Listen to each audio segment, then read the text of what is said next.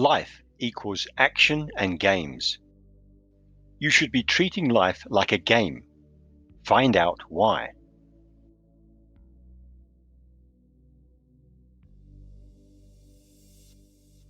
If you are familiar with this channel, you will see that we have referenced life as being a game. More specifically, you should be treating life like a game.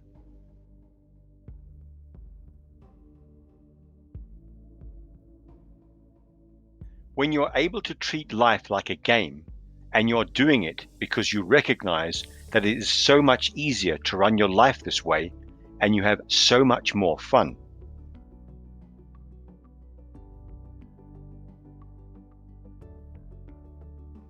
Challenges can then become games and are not chores or hard work. If you have reached that level, then very well done, because this is where you are going to be able to take off.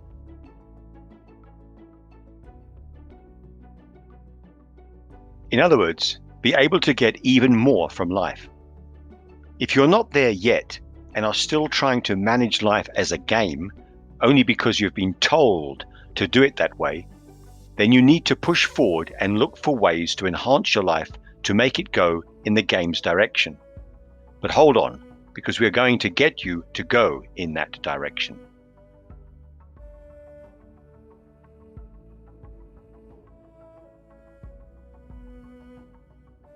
We're going to have to emphasize doingness, action, getting things done, turning up with a result, completing cycles of action. With these points, you then will master production and run it as a game. So this lecture video on action and games is a much more advanced presentation than the video Productivity and Your Health, which gave people a system to plan and run things. This was the framework, and if you are not familiar with this yet, then you will need to go back and watch or revise it. So go and watch Productivity and Your Health, because it needs to be second nature to you. You need to already be using to-do lists, targets, goals, using the laws that I live by, etc. Really, you do need to have the basics, which was covered in these previous videos. The point is, if you have got this far with this series of videos and you are not using the basics such as BPs, to-do lists, and targets and goals, then you are going to find this next part a bit too steep. You will find the learning gradient too much. So go back and revise Productivity and Your Health as well as Productivity 2. It will be in your best interest.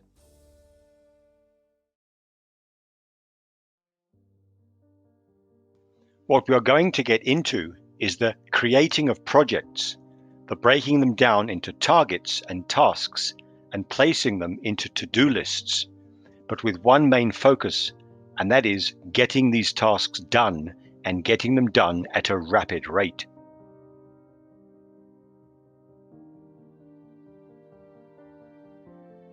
The tasks themselves should not be challenging anymore. A task should only be challenging when you are doing it for the first time. Once you've done it once or twice, then you should already know how it works and what are the best methods to do that task, if you need to do it again.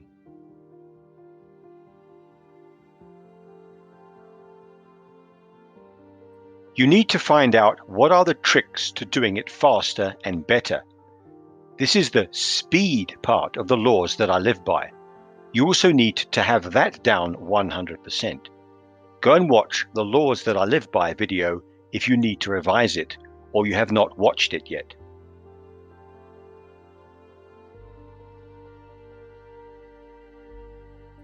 As an example, if you have never made an instant cup of coffee before, then you would not expect to make it very fast. You also would not expect to make a few cups of coffee side by side, as in mass production.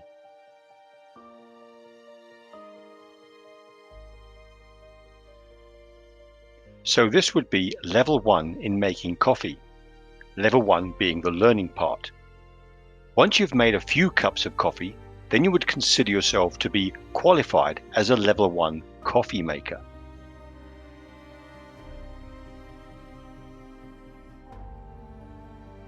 You would then move on to a level 2, where you already know what ingredients to use.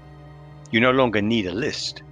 You would just switch the kettle on as soon as someone requested a coffee. You would stay as a level 2 coffee maker for a while until this became second nature to you.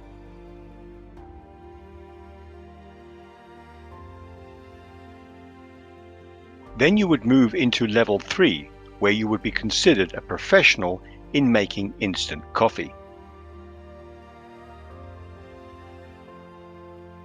If you were to measure the time that it took you to make a coffee when you were at level 1 to what you are now at level 3, you would see a considerable improvement.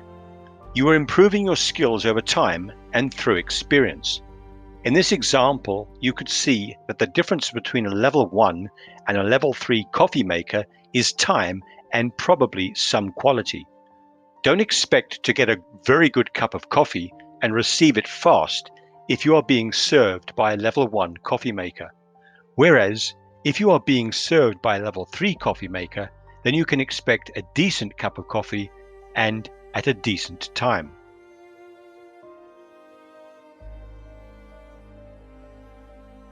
The point being made here is that the person that is making the coffee, and assuming that they were putting the making of the coffee on his to-do list, then his speed in doing the task, in other words making the coffee, would be much faster as a level 3. And this would then reflect on his stats to some degree. So when you get good at what you do, then you will automatically speed up, and therefore you can eventually get more done. But this comes with time and experience. Don't expect to become speedy overnight.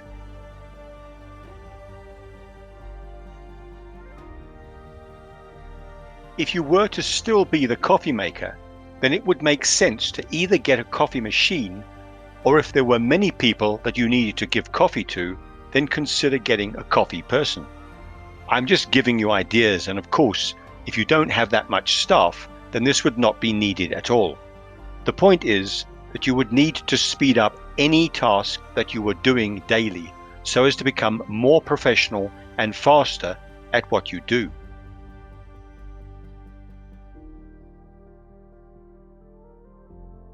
You can apply this to any task that you need to do over and over again. I have noticed that the various tasks that I do repeatedly, I naturally observe the best and most economical way of doing them, and this in itself allows me to speed up and also increase the quality of what I'm doing. So as long as you are looking to improve yourself, then this becomes a natural progression.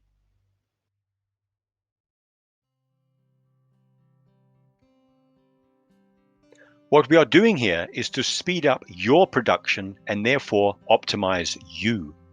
This will make your actions faster. We need you in action, and we need you to be efficient and at cause while you are in action. Ideally, we want to make you as powerful as possible when you are in action. We need to take away all of the tasks that you do routinely, or we minimize those tasks by speeding them up. Then your action is used for those tasks that are considered more important rather than the routine ones. To summarize what we have covered so far, number 1, we need you to be up to speed with tasks, targets, and projects. You can watch or re-watch Productivity and Your Health and Productivity 2 so as to recap. Number 2, we need you to evaluate all of those tasks that you do over and over again and either delegate, automate, or reduce the time that you need to spend on them. Once we have got you to that level, then we need to dive deeper into action, because next, we want you to get into real action and stay in action, because that is where you will drive your products and get your targets and goals met. We will also get you to be able to manage anything that comes your way that could slow you or stop you from being productive. This will be handled in part 2. coming up.